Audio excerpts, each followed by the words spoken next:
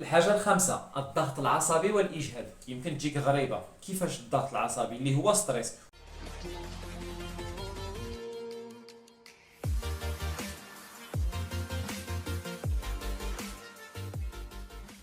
السلام عليكم ورحمة الله، نتمنى لكم تكونوا بخير وعلى خير. انتم الاحباب العائلة الكبيرة والصغيرة، والكليبات ديالكم يكونوا اون بون سونتي ان شاء الله الرحمن الرحيم. انتم كيف ما كتشوفوا الانترو مازال حاطينها، صافي ان بون مومون ما هضرنا في يوتيوب، ما بارطاجينا في يوتيوب. كنت اكتيف سور انستغرام اللي هو هذا، تابوناو حيت هذا كنزل دي ستوري ودي ريلز يوميا كنبارطاجيو فيهم الولاعه ديالنا وكنتعلموا اونصومبل. اللي اول مره غادي يلتحق بينا ما ينساش انه يتابونا، اكتيفي زر الجرس ويخلي لنا شي كومونتير. دونك كيف ما تلاحظوا في الصوره، نتوما اللي اخترتوا اننا نهضروا على تساقط الشعر او الوبر او الزغاب اللي كيطيح للكلب، سميوها كيف ما بغيتوا، حيت بزاف الناس كيعانيو من هذا المشكل هذا. وصراحه الله كيجوني رسائل مهدي كلبي كيطيح له الزغاب بزاف، مهدي المهدي المهدي اون جينيرال. دونك اليوم جينا باش نبارطاجيو هاد لافورماسيون ونعطيوها بلوس دو ديتاي، حيت الا ما كذبت وما خانتنيش الذاكره كنت ديجا هضرت على هذا الموضوع، ولكن ما فيها بس اننا نعطيو بلوس دو بريسيزيون و بلوس دو ديتاي باش الناس يعرفوا المشكل فين كاين. دونك كيف ما كتعرفوا تساقط الشعر هو واحد الحاجه نورمال في بعض لي كا وانورمال في دي كا اخرين.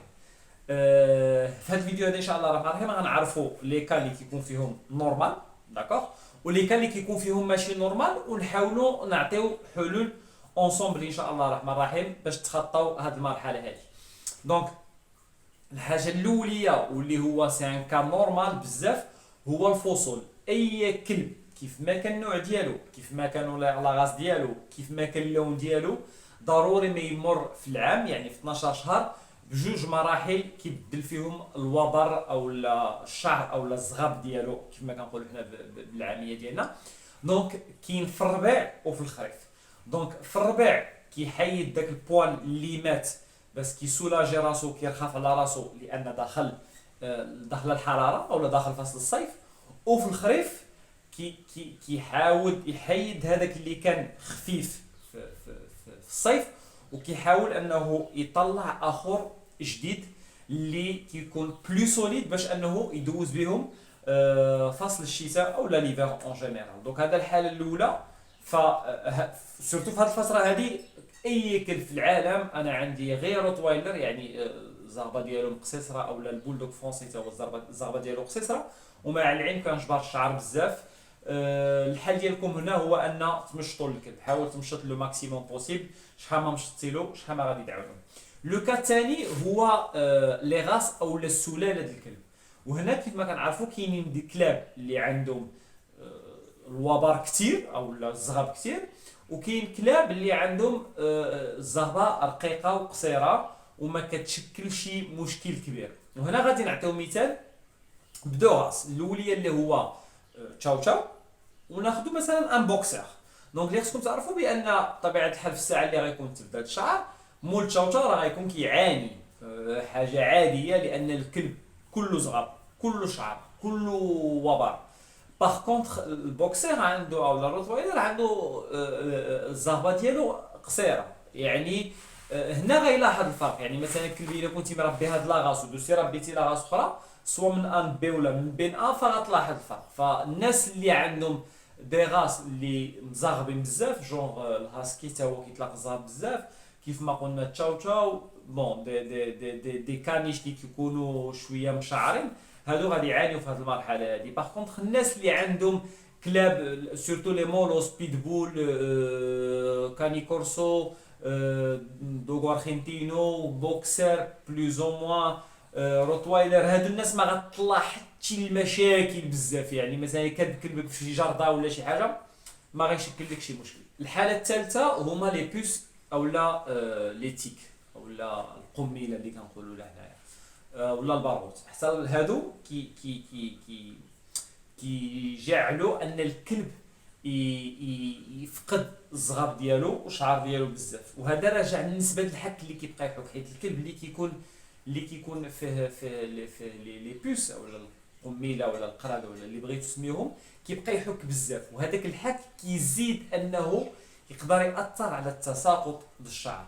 ويقدر ان الكلب حتى يبدا يبانو فيه دي طاش ديال في لو كور ديالو، دي طاش كيكونوا خاويين، الزغاب ديالو كيكون خاوي. وهنا الحل معروف هو انك تمشي تاخذ ان انتي بيوس ولا خذ اللي بغيتي. كاينين بزاف د الانواع ما غادي ندخلوش فيهم، كاين اللي كيتخلط في الماء، كاين دي بيبيت، كاين رشاشات، كاين بزاف الانواع. خذ غير اون بون كاليتي اللي تحاول انك تقضي على هذا المشكل هذا.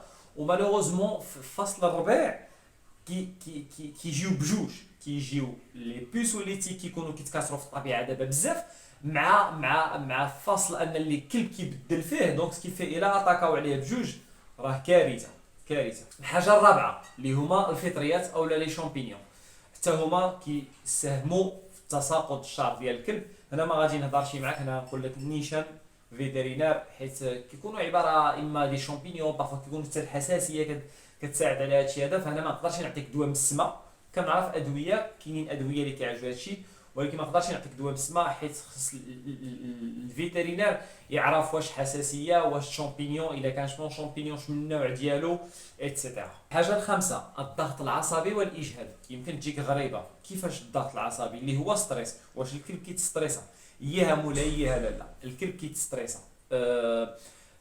ستريس ديالو كيجي مشي مراحل كيمر منا، جونغ فصلتي على الكلب ديالك، عطيتيه شي عائله جديده، كان كلبك في الدار جبتي كلب اخر، الا كنتي مثلا ما كتخرجوش بزاف باش انه يطلق ديك لينيرجي اللي فيه. هادو عوامل كتاثر الستريس ديال الكلب والضغط العصبي ديال الكلب. وكاين حتى الاجهاد حتى هو كيوقع، كيأثر اون فيت على الزغبه وعلى البوال ديال الكلب، وحاجه اللي كتسبب انها تقدر كيفاش غادي نقولوا، تقدر انها تساهم في التساقط ديال الشعر ديال الكلب. الحاجه السادسه اللي هما كيف ما قلنا لي زاليرجي. ولي زاليرجي هنا كاين جوج انواع، كاين اون فيت الرجي من جهه البيئه، وكاين الرجي من جهه الماكله.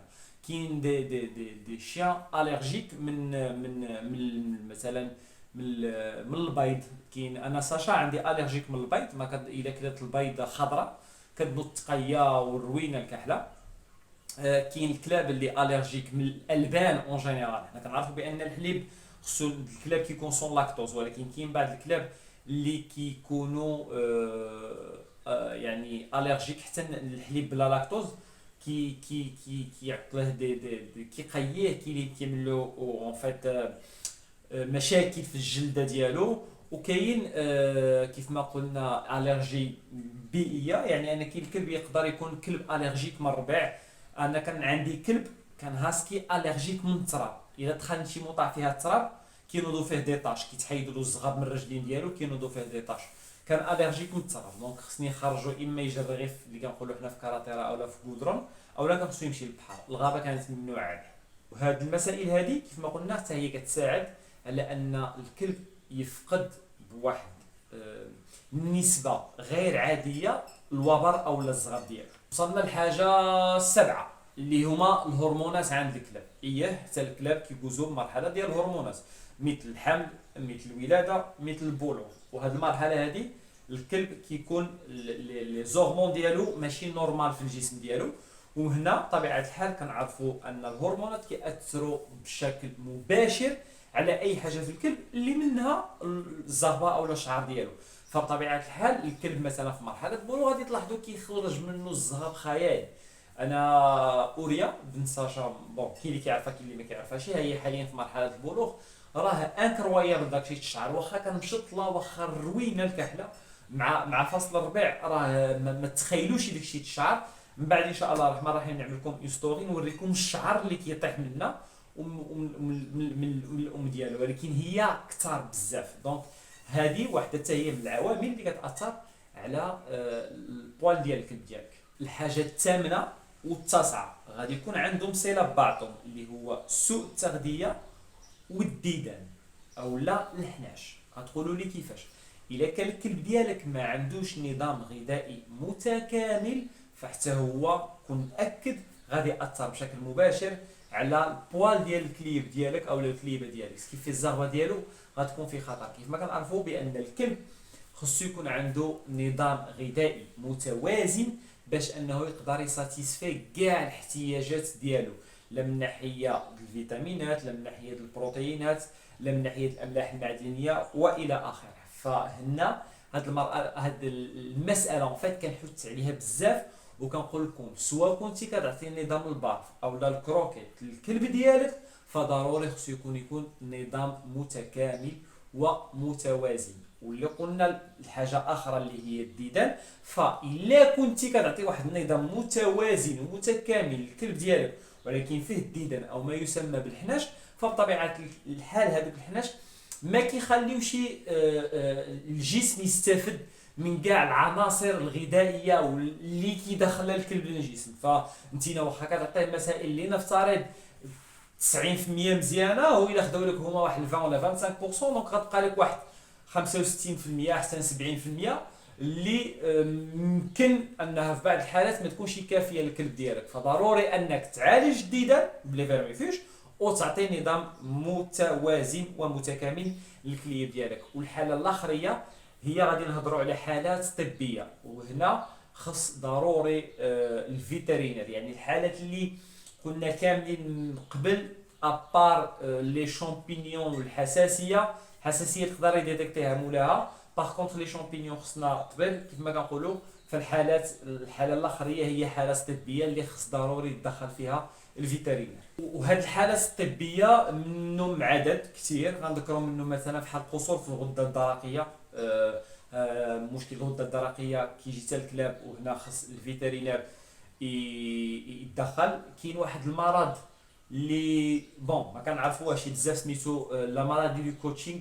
هاد المرض هذا هو كيكون خلل في افراز ديال الهرمون ديال الكورتيزول عند الكلب، واللي كيأثر بطبيعه الحال على على الوبر او الزهر ديال الكلب. كاين مرض اديسون، كاين الثعلبه او التونيه اللي عاده بليز او موان التونيه كاين في دي ستاد كنقدروا نعالجوها في الدار، ولكن كاينين دي ستاد اللي ضروري خصك تمشي عند الفيترينير وما جاوراها. يعني هنا كيبقى دائما اهم حاجه الوقايه خير من العلاج، ان الكونترول يكون عندك مع الكلب ديالك، تكون دائما كلبك تحت المراقبه ديالك باش تعرف المسائل شنو كاينه. دونك هنا في هذا الفيديو هذا حاولنا اننا نعطيو ملخص اون جينيرال علاش الكلب ديالك كيوقعوا له مشاكل في تساقط الشعر. الا كان في ليطا اللي هو نورمال، فهذه يعني الحياه اليوميه ديالهم، ما عندك ما العمل لا انت ولا انا ولا اي واحد.